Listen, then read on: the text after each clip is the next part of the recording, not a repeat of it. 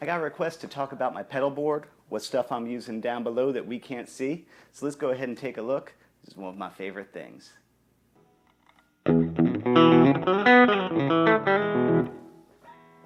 All right, so here we are looking at my pedal board. This is my current live pedal board that I take with me places.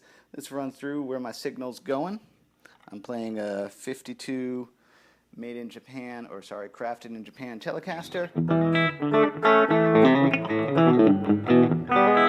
into a Fire Bottle Toneworks Tweed Pro clone. First thing that my signal hits is my fuzz face over here. This is not a stock fuzz face, although it does sound pretty similar to a stock fuzz face. I had my friend Mark Meyer completely gut it and redo it with new old stock new old stock Russian transistors. It's pretty fuzztaculous.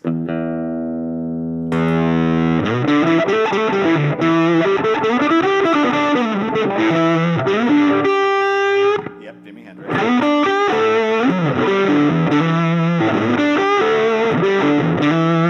That is your quintessential fuzz face sound. What people love about fuzz faces is if I roll my volume back a little bit, it becomes less. Kind of gets snappy and mean, neck pickup.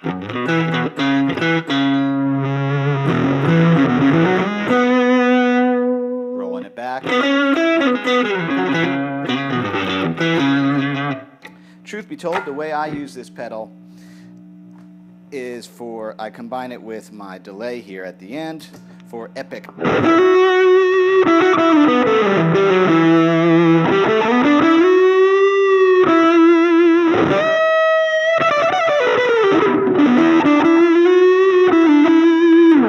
I kind of save that for the end of song type of solos when you really want to just go out in a blaze of glory.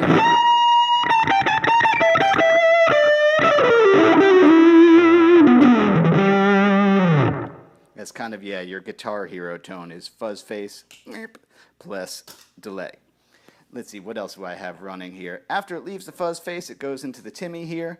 The Timmy is really a great pedal, like the internet says. It's just a very clear, transparent overdrive.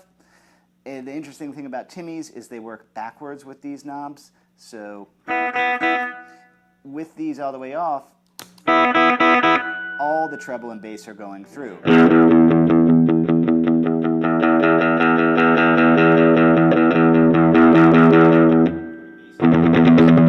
Very trebly. So I usually take out a good portion of the bass so it cuts nicely. I don't turn the gain up too much, at least for this application, because I don't know if you can see, we'll talk about that in a second. And then the treble, depending on how much I need to cut through the cymbals, I might leave it around there. I just realized my head's in the shot.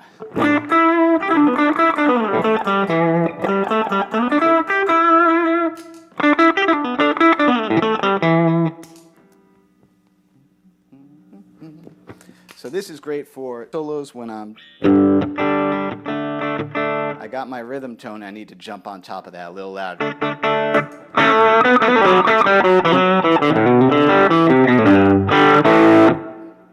That's what I use that for. Let's see, I leave that and go into my beloved Polytune tuner here. I love this pedal because you can hit all 6 strings and it'll tell you roughly who's a little bit out of tune, and then you can quickly just go in there and fine tune those if you even want to.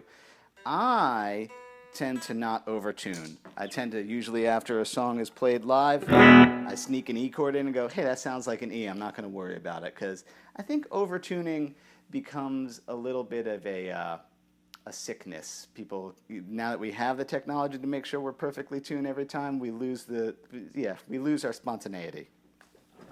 Then I go over here to my delay pedal. Just a nice analog delay. This one is the Moleko Echo 616 Dark. And most of the time, I'll have it set to some kind of quick, just some kind of a quick slap. Just to give me a little bit more of something.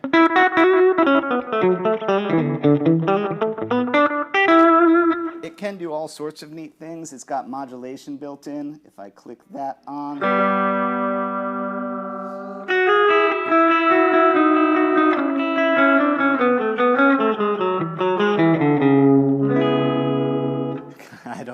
you can set that to not be so extreme. I don't bother with it right now because I have modulation up here with my Strymon Deco, so I don't really use that function. One thing I do like about it, it has a selectable buffered bypass or true bypass. I don't really care about true bypass or buffered bypass one way or the other. If my guitar sounds good, it sounds good. So currently I use this in buffered mode, which means it's adding a little bit of highs back into my signal to make up for all the wiring that's running here, because every wire you run through zaps a little of your tone. That's true. How much? It's arguable. That's not all the way plugged in. And yeah, that's what I do there. My favorite pedal in the world currently is this Strymon Deco. These guys really have thought everything through. So this is my Strymon Deco. It's a tape saturator on this side, and yeah, a second imaginary tape deck on this side. I leave it on all the time. Here it is without my little saturation. With my saturator on. It's the coolest little compressor / overdrive function that they don't even tell you how awesome it is. You can crank it out if you want and use it as a straight overdrive too. It sounds pretty darn good.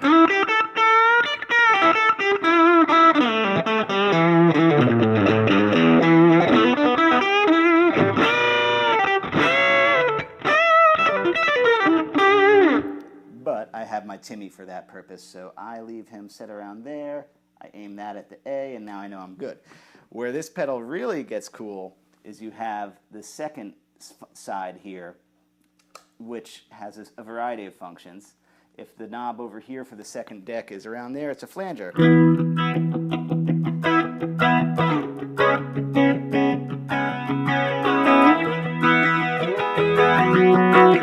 Don't have much use for that. But as you move it up to about the middle, it turns into a chorus. That I do have use for. I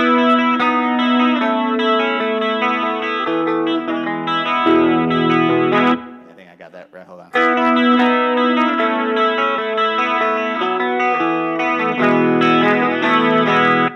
So that's, sometimes I'll use that. I'll just leave that on a whole song as my little police kind of.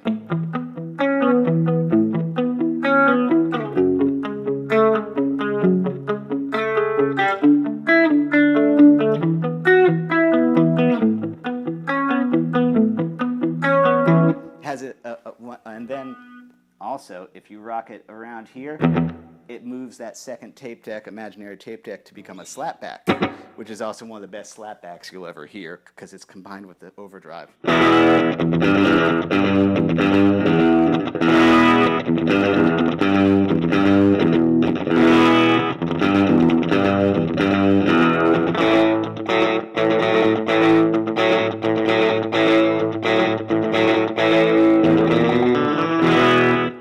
But because I have this one for slapback, I don't really use it for that. I use it that way just to keep my mind separate. So this function over here is really my chorus function. Also pedal that I leave on all the time is my Strymon Flint, which is my reverb, which is really useful. So we got our reverb settings on this side. You have a 60s spring reverb,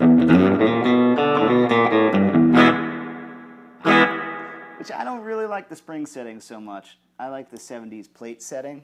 Yeah, I find that to be elegant and lush. And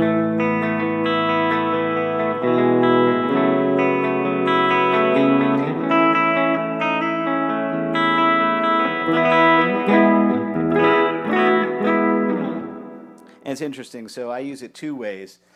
You can set the brightness too. I leave it somewhere around there. I don't want too much reverb, well, depending on what band I'm with. When I play with my friend Mary Johnson, I tend to keep this thing set pretty high because my job in that band is more ambient, just kind of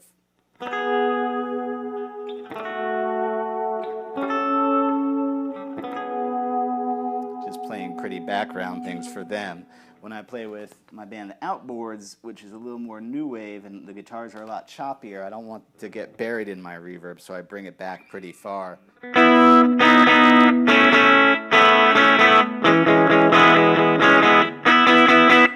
Yeah, till it's not really there, but without it, I feel sad. Where'd it go? Without reverb? With reverb.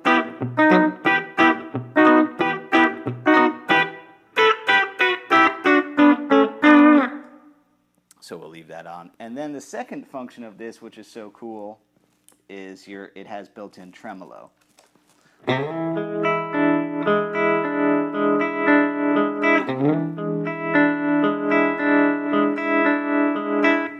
speed that up a little. So that's, yeah, your classic Born on the Bayou tone. And like all these guys, they're so smart with their various settings. They give you a nice firm toggle to play with, which I like. It also has this harmonic vibrato, which to my ears actually sounds kind of like a univibe.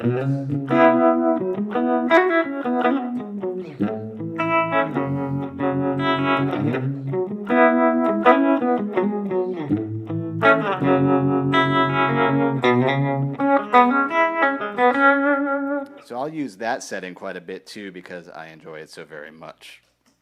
The final thing, this doesn't usually live on my pedal board, but I use this a lot, is my loop station. This is a great tool for guitar players and songwriters to practice ideas. So I could use it a couple of ways. You could, if you had a chord progression that you were not sure how you want to solo over, you could loop it. Let's see. So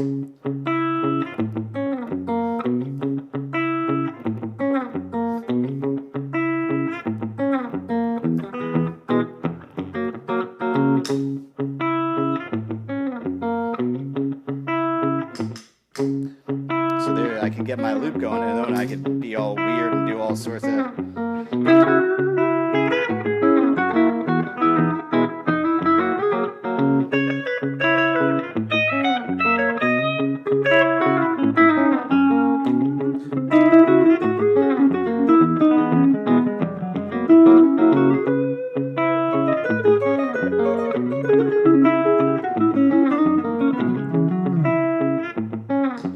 That's also useful to you if you're a singer-songwriter or a songwriter and you kind of, you're not sure how to set your lyrics to your music. You can record a little loop and then you can sit there and let that run instead of having to play and see if my lyrics fit with my song.